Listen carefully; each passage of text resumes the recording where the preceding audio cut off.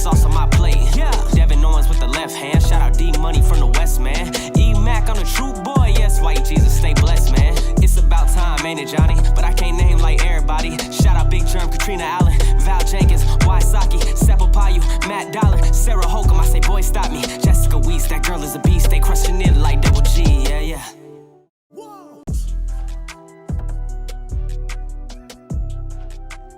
All right, guys, we are back on the final round, part 2, 2020 Frostbite Open. You have myself, which is Will Schusterick. I'm with Idris Garcia, bringing you some quarantine commentary.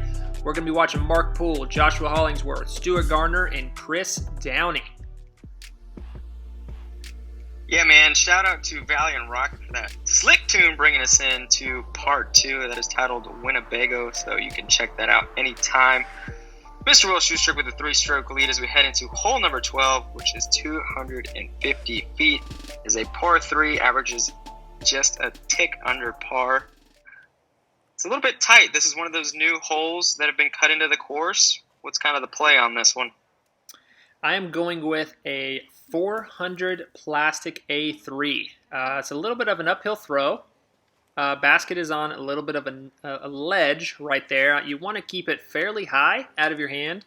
I got through the gap. I'm trying to keep mine almost more vertical just to kind of avoid the trees a little bit more. And for those that watch the first part of Frostbite Open Round 2, you got to watch Josh throw some incredible forehands and overhand shots, just smashing them. Chris Downey's on fire on the putting green right now. And we're watching these other players play just some really solid golf as we're in Opelika, Alabama, just a little bit outside of Auburn University down the road. Huge shout out to their tourism board for sponsoring the video. There's a couple new courses in the works. You guys are going to hear about those in the near future. And we're headed in, like you just said, Idris, these 3 holes. The one previous that was on part 1, we're on the second of the third new hole on the Frostbite Open course. Nice up shots from Mark and Josh there. Everybody except you seem to have a little bit of trouble off the tee, catching some early trees that didn't seem to kick off too far into the rough. So everybody looking at a nice little approach there as Chris lays his up there as well. Yeah, and for those that were watching the first part, Chris Downey is on fire on the putting green. So we're going to see if he can keep that going. I'm going to be okay if that's my longest putt. I'm okay with long putts like that. Yeah, man, you're on fire on the putting green too. Just crushing it. Just smacking in those 6-footers, popping them in there. Yeah, and these 3 holes, as you mentioned, they're brand new. They haven't really got a chance to be worn in. So these holes are either par, birdie. Every now and then you'll see a bogey. Nothing too crazy. Yep, thankfully everybody stayed out of trouble there. Everybody tapping in their pars. You will take the lone birdie. Josh having a little bit of trouble on his footing. They're on the hill, but nothing too crazy. As we head into hole number 13, 245 feet, par 3, averaging 2.7. We're looking at fairly straight. Players are looking for a little bit of a flex shot here. Trying to avoid one of the couple trees in the fairway. But overall, there is a fairly straight gap. I'm looking to go PA3 with a slight anhyzer out of my hand and just kind of get it to do a little baby flex towards the basket.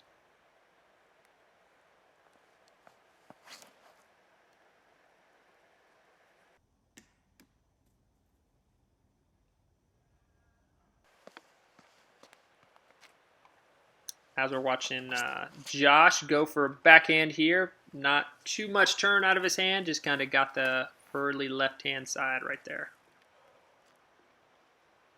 Stu looking for the same thing.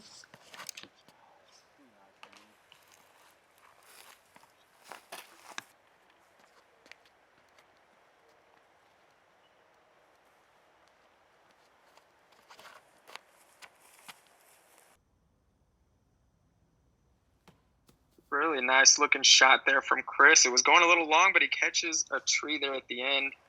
Nice little flex backhand from him. Yeah, this is right up the wheelhouse for Mark. As we mentioned earlier, Mark is a previous Ultimate player. I'm sure he still plays.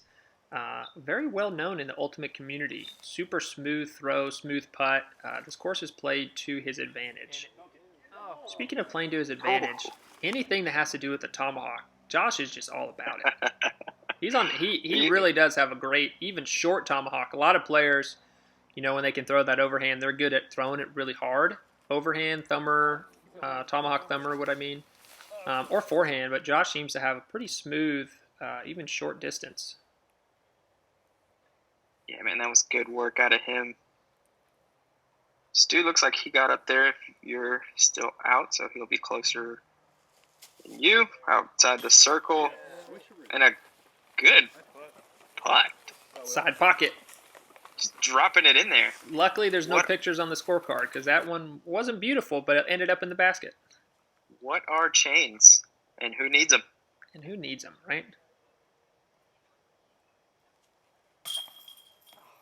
I think no! Chris needed a little bit more chains on that one. Okay, a few more chains. Yes, just a few more chains. Handy. Maybe a tad lower. I think would have helped. And Mark tosses that in, super easy, showing us how it's done. Here's Stu after his upshot. Looking for his par.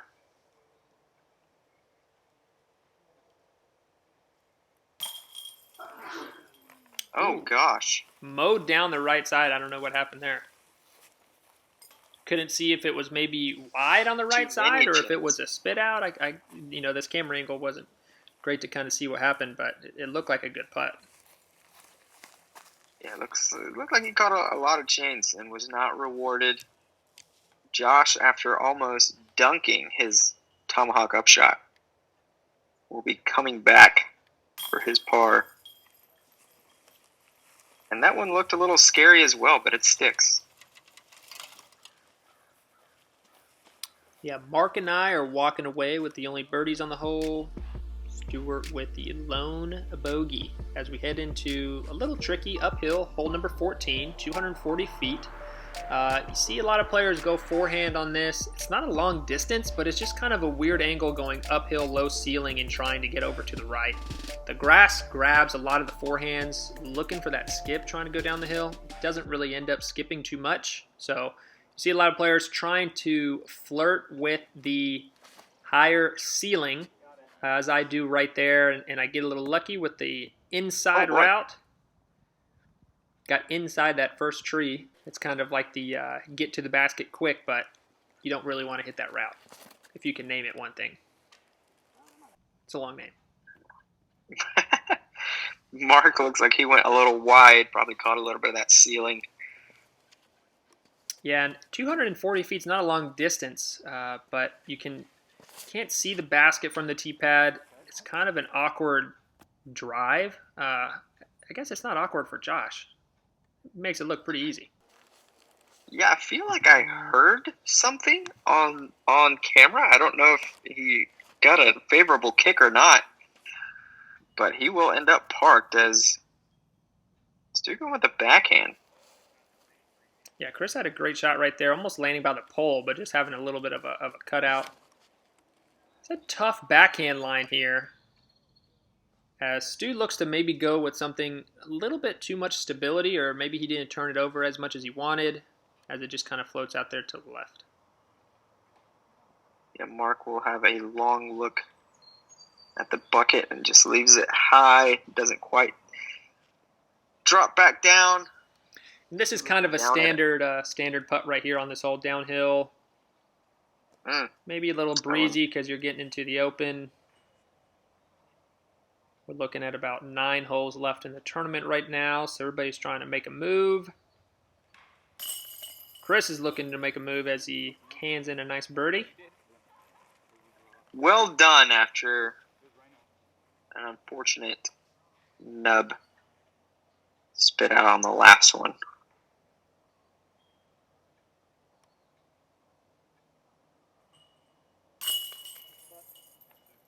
And that is another birdie for you. That will be another stroke on Mark, who has been the closest to you throughout the round.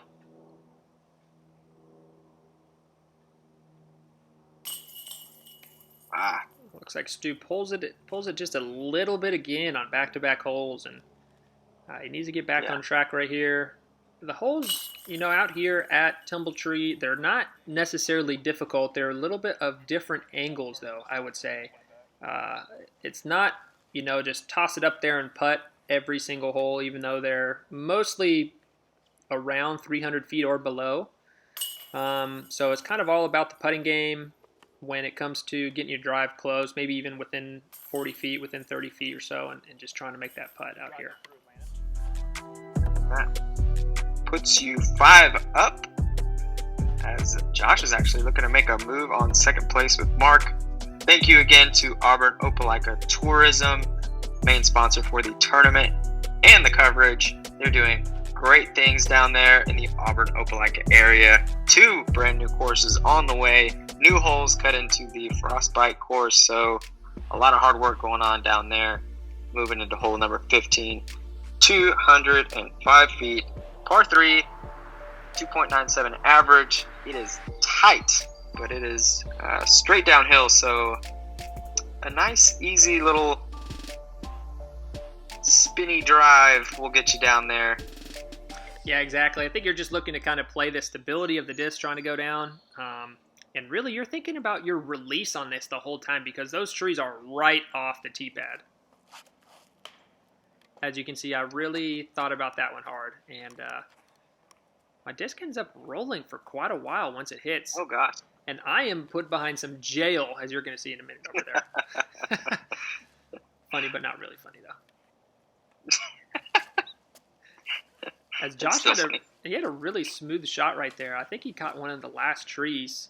But watching the video again, it looked like the forehand plays might be the way to go. Yeah, the forehand's always nice on those tight holes because you're never really taking your eyes off the target. Whereas with the backhand, a lot of times your head will turn a little bit. Yeah, and something that's kind of crazy, and here's my jail shot right here. Going 750 A3, trying to go cut forehand roller. Wow. And I was really hoping there was a lot of water. For the first time, I was hoping there was a lot of water in the pond. Didn't slow down. Looks like you skidded right over it. Skidded on over there. As Chris also has kind of got a little finicky upshot here, and this goes to that average of 2.9. It's kind of funny to see the average and think 205 feet, how does it average a 2.9, and then realize it's tough to get to the basket. And if you don't get to the basket, it becomes borderline difficult to get to the basket, as we're watching Mark and Stu run for their birdies right here. Chris looking to save par, try to get back on that hot streak that he was on earlier in the round. Get it, Chris. Oh. That looked like it was it. Thought he had it. Again, it was probably posted on commentary. Probably jinxed him. Darn it.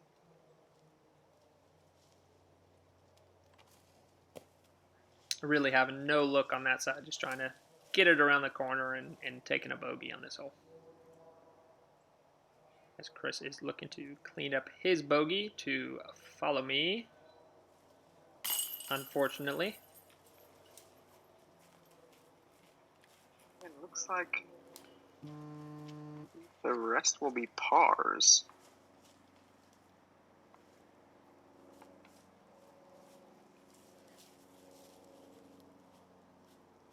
Josh lining up there. Sticking a foot in the rough there. Straddles out. Makes good on his putt. Nicely done. Everyone else will have some routine tap-ins. Mark will get to keep his bag on.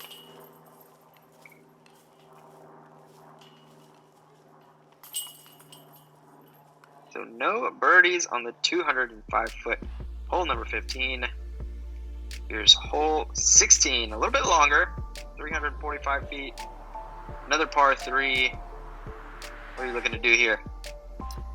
Yeah, this one is a little difficult for 345 feet. The basket, and I think what makes the hole difficult is the basket is tucked on the right-hand side. So unless you throw forehand here like Josh, you're going to get a lot of players who throw a late flipping disc. So that's either going to be a mid-range. What a kick right there. Just have a nice little touch out of the woods. Nice shot by Josh. Or you're going to see a lot of people go with a fairway driver.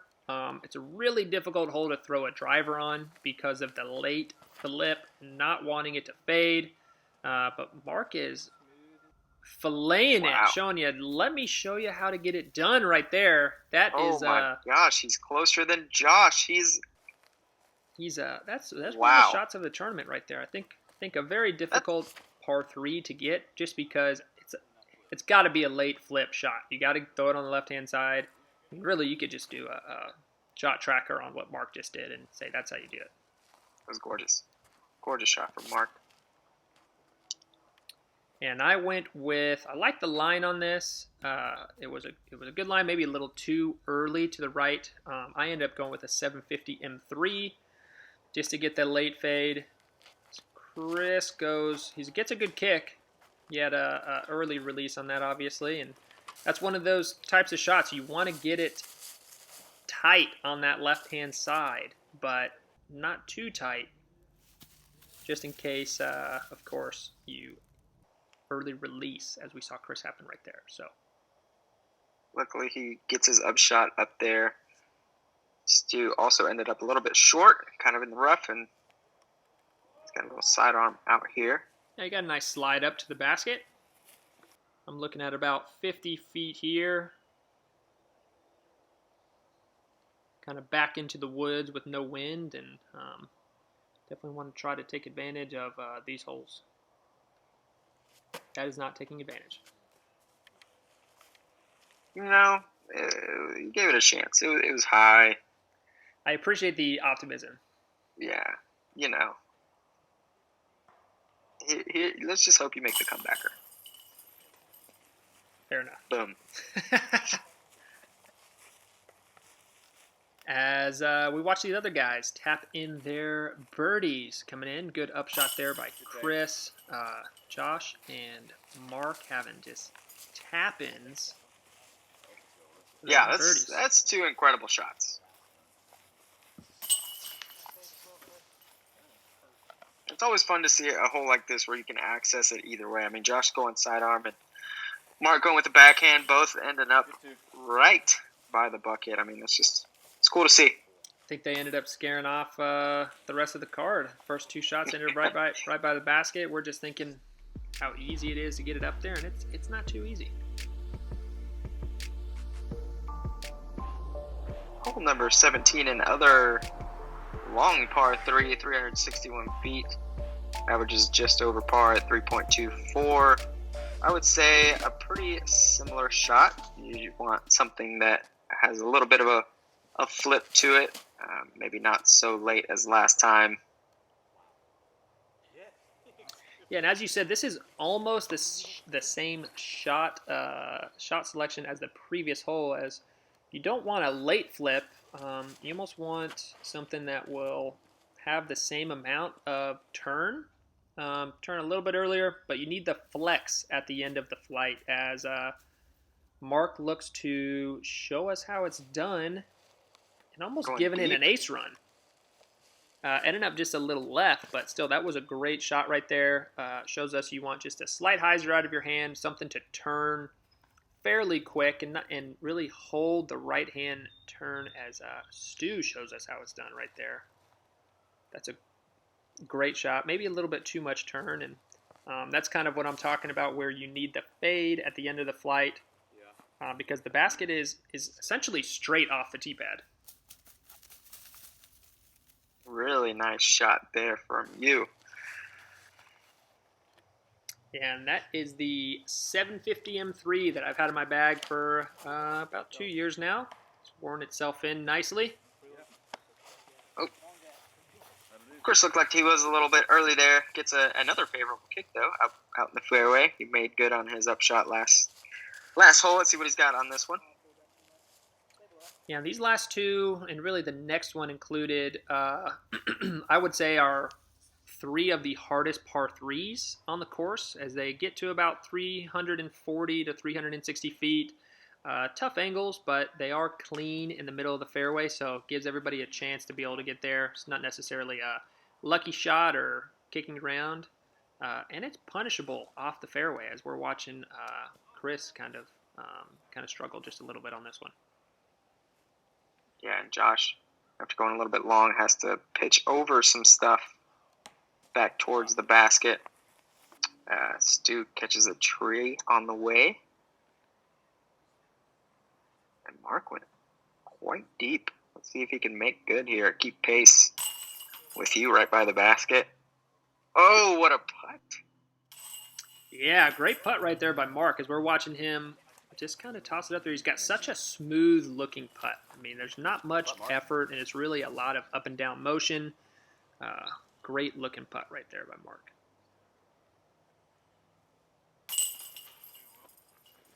That is great. We're coming down the stretch of the final round. Mark trying to keep pace there. Really nicely done. You put your drive right by the bucket. Everyone else will tap in with their pars. Chris, unfortunately, taking a bogey after Stu taps in his par. So it's still a three-stroke ball game. Yeah, and it's coming down the stretch here. We got, I think there was 22 holes on this layout, so still got some action left as we are headed into hole number 18. 330 feet par 3, averaging a little bit more over par. The difficulty on this hole is going to be the basket placement on kind of that knoll or ledge or whatever you want to describe that as. A little bit difficult for putting. The shot selection here, a lot of players like to go with a forehand off the tee to kind of get down the left-hand gap.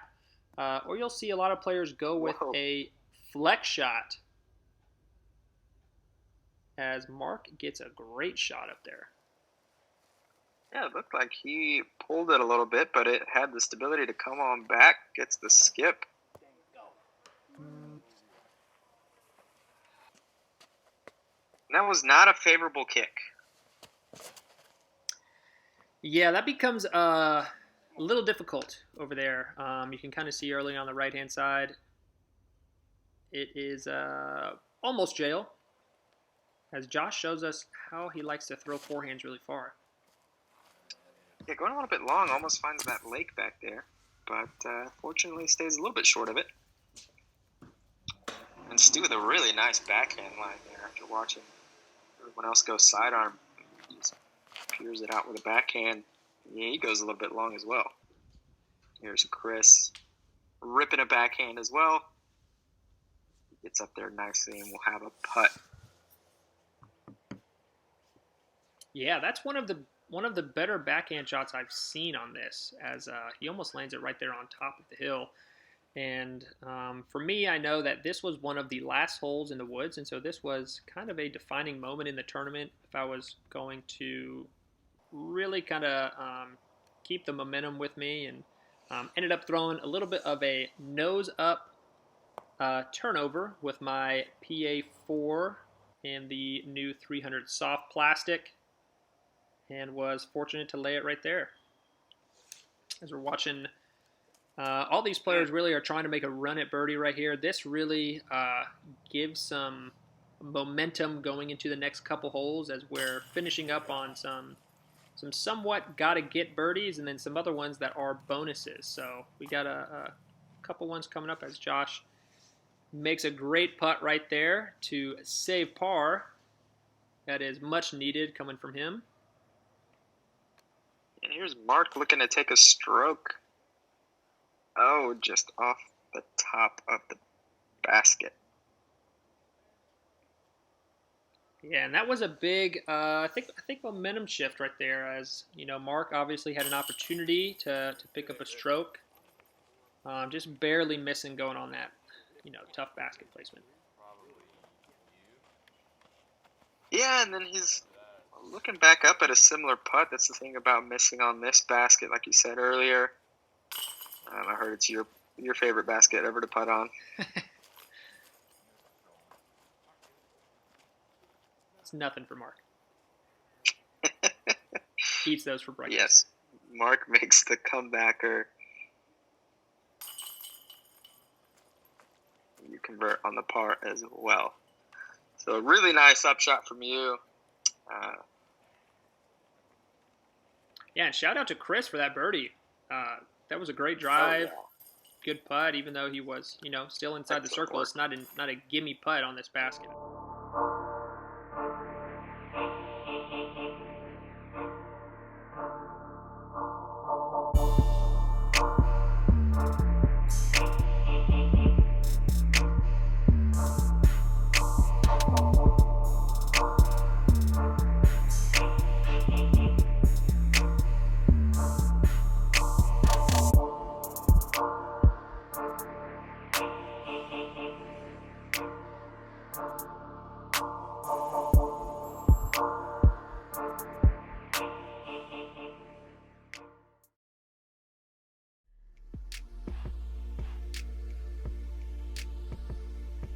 Hole number 19, 500 feet, another par 3, 3.23 average. This one is just a rip. Throw it as far as you can off the tee and see if you give yourself a putt. Yeah, there's not much to this one, as you just said it. You're going to rip it as far as you can. Little bit above par. There's not many birdies on this. I was fortunate to make an outside the circle putt the first round. You don't see many people just get all the way up there to the basket to have an inside the circle look. So we're going to watch these guys rip one up there as Chris gets a full flight shot out of that one. Yeah, really nice little turnover there. Mark with a little bit more of a hyzer flip, and it just holds over for him a little too long. He'll probably end up on top of the hill. The thing about this one is it does go back downhill, so if you can just get over the highest part of that hill, you can filter back down towards the basket. Nice little hyzer play from you, and that's another outside the circle look. Yeah, just outside the circle, looking to land, looking at about 35 feet downhill as we're looking at Josh loading one up right here, about to shred it. He has got a smash of a forehand. Smash it was. He's probably up there where you and Chris are, looking at the basket. Gonna have a long look. Try and make some magic happen. Yeah, we talked about Stu the first round.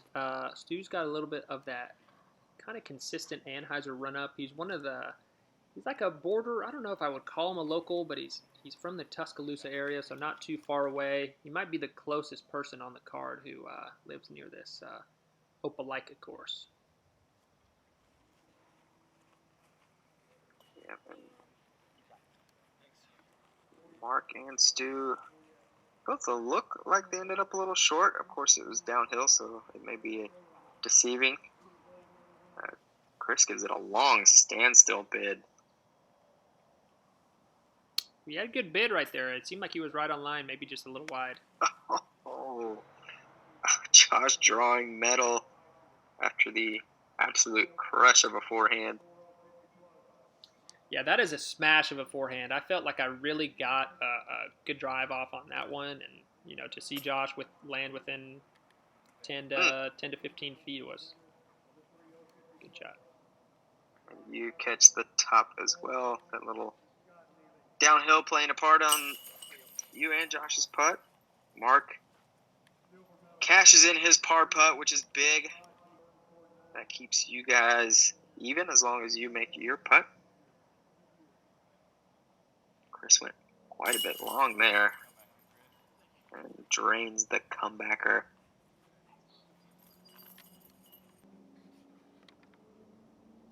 Yeah, and this basket, as you said, it plays on a little bit of a downhill, so if you do end up short, the upshots can kind of trickle away from you pretty quick. As we watch Josh and Chris right there kind of clean up theirs. They don't really, necessarily go too far, but it's just something to think about whenever you are tossing that upshot, kind of on a blind hill, if you can't see the base of the pole, it kind of plays a little awkward or different.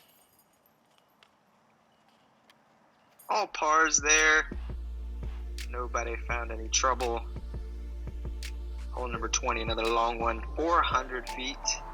Another par 3 that averages a good bit over par, 3.35.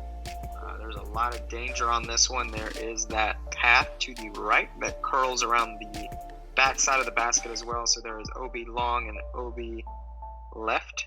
Sorry. And then there is a hill that kind of slopes towards the out of bounds if you're throwing a backhand. So exactly, and that hill over there on the right is not very forgiving. So I've seen some Anheisers hit into that and roll out. As watching Chris right there, and he unfortunately did not cross in bounds on his drive right there. So he's going to end up having to re-tee once everybody has thrown their shots, as Mark is going with that smooth throw, playing safe up there towards that white pin position.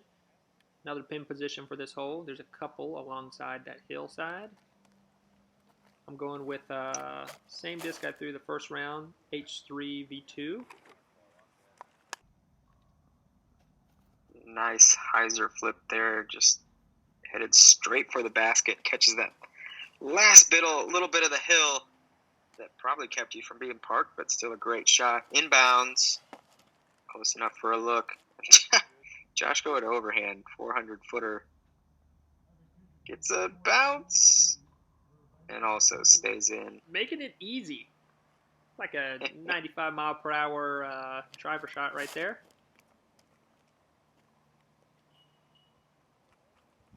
Stu takes the safe approach. See a lot of players kind of just get over there on that right-hand side and kind of get away from that out of bounds, being essentially 400 feet across OB the whole way. Makes it difficult as we watch Chris kind of get bitten by that just a little bit. And then he plays maybe with a little bit of a less overstable disc just to kind of get safe and be able to pitch down to the basket, as we are watching Stewart do the same thing. Nice play right there. There's a little forehand up, and that's a good way to play the hole. If you want to just avoid all the danger, just play safe onto that hill and throw a nice controlled up shot down towards the basket. Getting to the golden hour as the sun's coming down a little bit. Get those sun flares.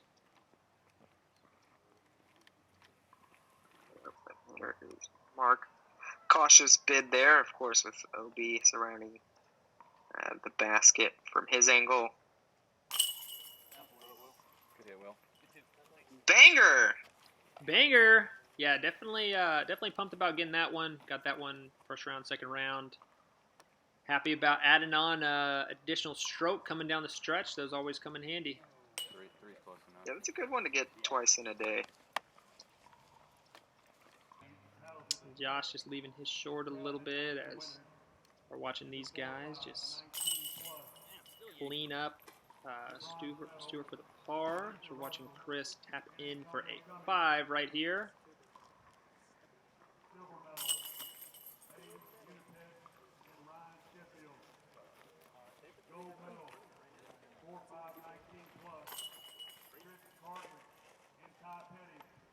Everybody just cleaning up.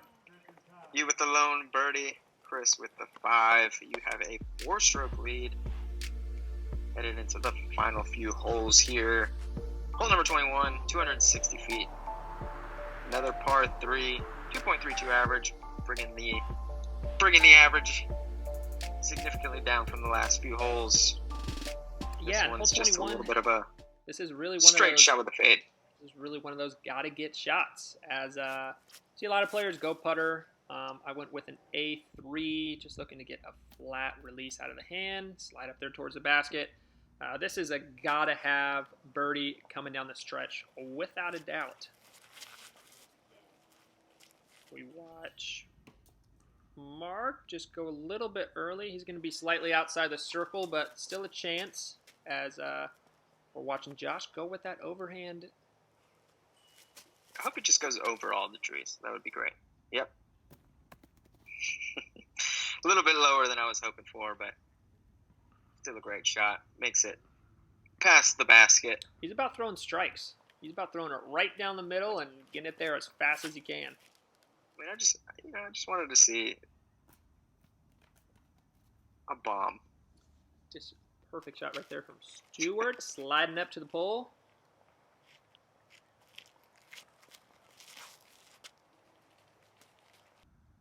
Chris looking smooth, coming down the middle right there as well. Probably going with some type of putter or mid-range.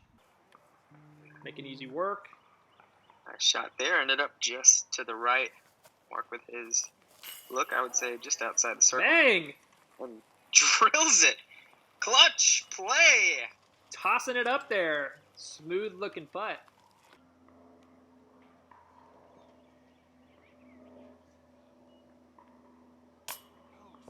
And Josh just going a little off the top right there.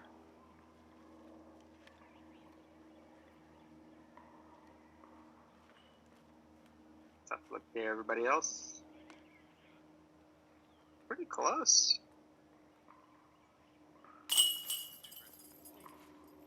Nice pickup by Chris, having a tough previous hole, taking the double bogey.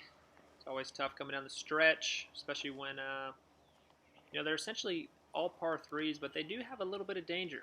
Not counting this one, as Josh kind of had one of those same maybe grip problems as he did on one of the earlier holes.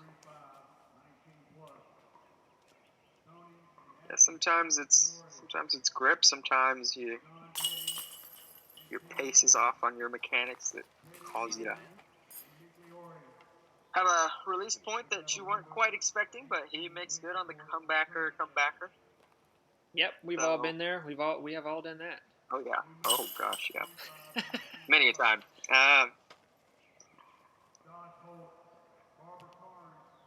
You convert on the birdie there. Yeah, Stu with a nice drive. Just gonna toss it in there. As all birdies except for Josh taking the lone bogey. We headed into the final two holes. Hole 22 is 225 feet, par 3. Barely, again, this is straightforward. Got to get coming down the stretch. It is an island hole that is not necessarily a re-tee, but you just take a stroke and play from where the disc lands, so it's more of a hazard hole. As we're going to watch a lot of players probably just end up throwing a putter, some type of hyzer to the basket. I'm going with a PA1. Just trying to keep it nice and smooth and just land safe. And Mark with a little bit more of an aggressive play here. Trying to go for that ace. Woo. He lands it by the pole. It's a good looking shot. I mean, he's poured back. He's running out of holes to make a move, and why not just try and just toss one in there? Yeah, and another good shot right there by Stu coming down the stretch. Again, it's always nice to get those birdies and making the easy holes easier by putting it by the basket. Yep, and Chris following suit with another nice shot. You can see the huge pickleball facility there in the background. There was a 3-day, 288-person pickleball tournament going on at the same time as the Frostbite Open. So another awesome thing going down there in the Auburn Opelika area. Yeah, it's pretty wild. 288 person tournament as I get the left-hand side of the putt right there, corner pocket. Bang, bang, bang. Bang, bang, bang. Up Mark. He's got that smooth stroke. Oh, man. Give me the star frame, baby. Give it to me. I'm not going to jinx it. I already said it, but I'm taking it back. I'm going to pretend like I don't know what anybody got on the hole. Another birdie. Let's go, Stu. I have confidence in Chris. Chris has been putting well. He has been putting well. So. He was on fire there for a few holes. He was just lighting them up. Rolling them. He converts. It looks like I'm going to get my wish here. You jinx this. This will be your last. Oh, never mind. I'll never do commentary ever again. But we do get the star frame. But we got it. Birdies for everybody. Headed into final hole number 23, 305 feet, averaging at about par. The basket is on a little bit of elevated piece right there on the side of the hill, so kind of plays a little bit more difficult for, especially if it gets a little windy. And the rollaway is a factor on this one with that side hill. Yeah, if you just want to have your heart broken in half and maybe even more pieces, just watch this whole round one. Yeah, round one. We'll just say that. I don't know why you would intentionally go watch round one just to have your heart broken, but if you were just thinking, I would really like to see something unfortunate, then there you go. You and Mark will both have some tough uphill looks. There's also danger behind it if you go long. I mean, there's a path. That. And again, that is heartbreaking from round one, as you can watch some people throw out of bounds on this one. It's much different conditions than the first round, as we're watching, basically zero wind coming down the stretch here. And first round was ripping, as very windy. Chris shows us how it's done. Parking it. Yeah, just spike it by the basket, dunk it. Why the heck not? I was just hoping Josh was going to throw a strike into the basket. Come back. There's the danger long. Unfortunately, jinxed it again. He's found it. It's always post commentary. Mention the out of bounds, goes out of bounds. And Mark. Oh no. There's that rollaway factor, as we mentioned earlier. We watched some stuff earlier. And I don't. It doesn't look that high on the video. It doesn't look like it's that elevated. That's kind of crazy though, because I can attest it is elevated. Josh, are you serious? We're laying up. Well, try it again. No, I was trying to make that. Sorry, what a terrible putt. Oh my gosh. That was a missed putt, totally. I mean, what are you doing? Did you try to make that one too? Little low, Schusterick. Ah, man, I was a little low. Step your game up. I should have just ran at it as hard as I could. That's always the hindsight. Whenever you lay up and then it's an added stroke for laying up, you're just thinking, like, why would I not just try to make it in the first place? Luckily, you have quite a few strokes as a cushion, especially because Mark also had issues on this hole. Stewart cannot convert on his. I think Chris is close enough to not have any trouble. And he's also closer to eye level with the basket than anybody else, which is helpful. I felt confident in Chris. Yes, and Josh. He makes it. Josh, after also successfully laying up. In the final hole. There it is. Your 2020 Frostbite Open champion, Mr. Will Schusterick. Yeah. All right, guys. Well, thanks for watching the 4-part series of the 2020 Frostbite Open. This is the final round, part 2. I am very fortunate and happy to say that I took home the win. Thanks everybody that I got a chance to play with. Huge props to So Blue Productions for putting this video together and allowing Idris and I to do the commentary. Opelika Auburn Tourism, they're doing big things out there. Anybody who is a sponsor of the tournament on the screen you are looking at.